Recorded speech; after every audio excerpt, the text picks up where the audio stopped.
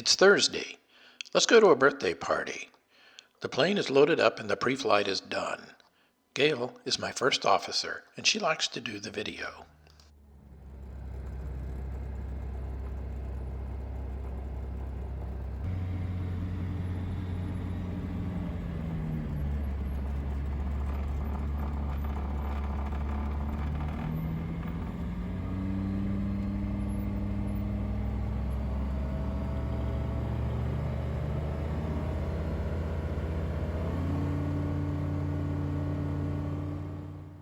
Let's talk about parallax error. From the left seat, I think I'm on the center line, but from the right seat, it looks like I'm left of center. As we head west, we were hoping to see some fall colors, but it's still green here. Based on the pre-flight planning, I knew we'd have a strong headwind up high, so we started out low to feel it out. At 3,500 feet, though, it was a bit bumpy. I climbed us up to 4,500 feet for a while. The green line shows that it was quite bumpy here too, and the yellow line shows that we took a hit on our ground speed. I climbed to 6,500 feet for the rest of the trip, so we'd be more comfortable in the plane. At 4,500 feet, you can see we had a 7-knot headwind, which was not too bad, and we started at 113 knots ground speed. But I had to power back because I didn't want to cruise in the yellow while it was so bumpy. It's a pretty nice day out for flying. This is how I fly. I have sunglasses, but I prefer to close the canopy sunshade and wear a cap to cut the glare.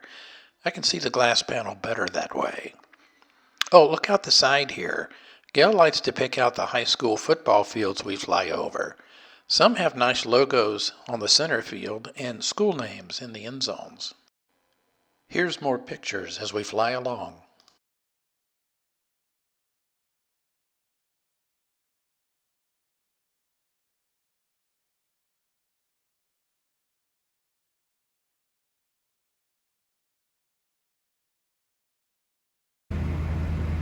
Oops, I missed something in pre-flight planning.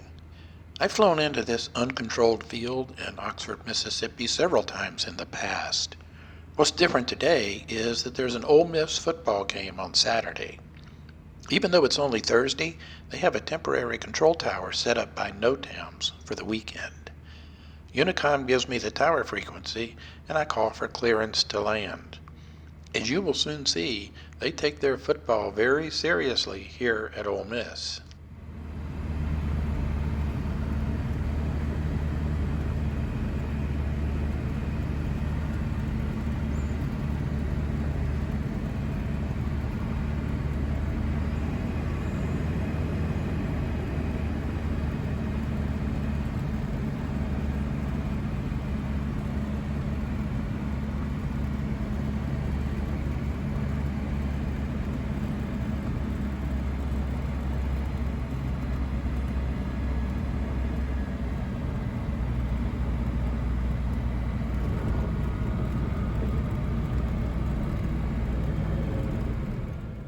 Upon landing, we get directed to a remote grass parking area about a half-mile from the terminal.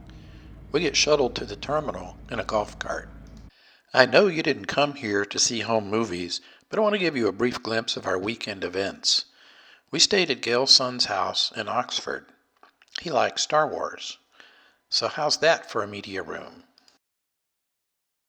So now it's Friday, and among other things, Joey has arranged to take us on a tour of a local gin distillery in Mississippi. Now, I've been to boutique wineries and to microbreweries, but never to a distillery.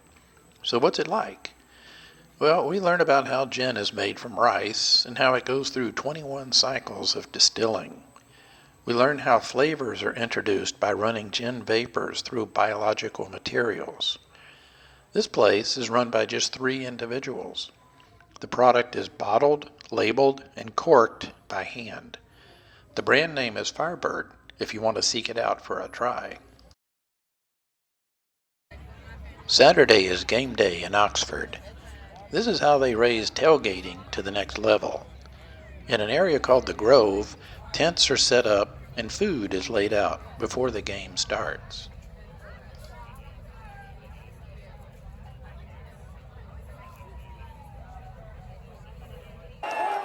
Ole Miss defeated Texas A&M in a nail-biter of a game.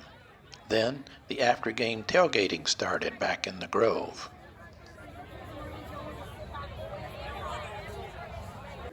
Back at the house, remember we came for a birthday party. We have an Hawaiian-themed party with grass skirts and leis. Gail feeds our newest great-grandson, while the guys shoot pool upstairs. It's Sunday and time for the flight back home. Remember I told you they take their football pretty seriously? Yeah, we're a two-seat light sport aircraft, so we park in the grass. But even the biz jets are in the remote parking area. This is the day after, so about half of the planes have already left. We taxi out of the grass and onto the ramp for departure.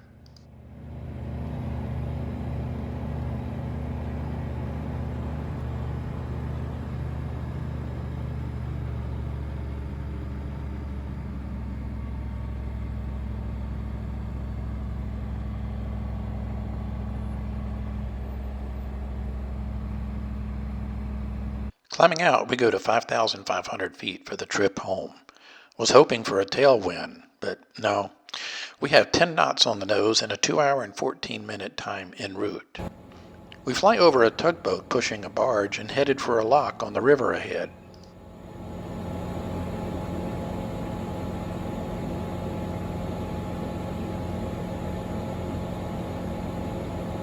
X marks the spot, and these patterns on the ground remind me of the alien patterns on the ground in Peru, like this one. And here's another football field. Flying eastbound into the low-hanging sun limits our visibility some, but the flight is smooth this early because no thermals have formed yet. Finally, we get a bit of a tailwind and 123 knots of ground speed. These ridges here are just west of our home airport, so let's go land.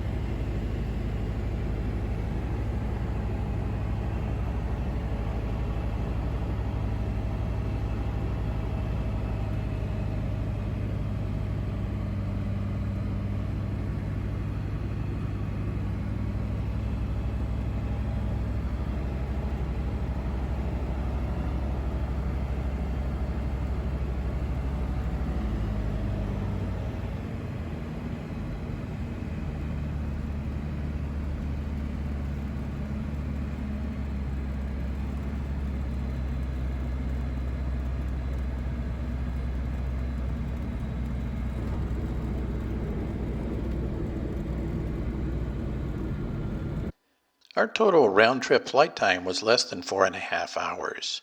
By car, this same trip would have taken between 10 to 12 hours, so the plane has been a real benefit for us. It's also noteworthy that the plane used just 24 gallons of gas, while by car we easily would have used 40 or more. So I hope our little weekend jaunt was entertaining for you. We have other places to go and would like to take you along with us on YouTube, so stay tuned to this channel for more. Hope to see you then.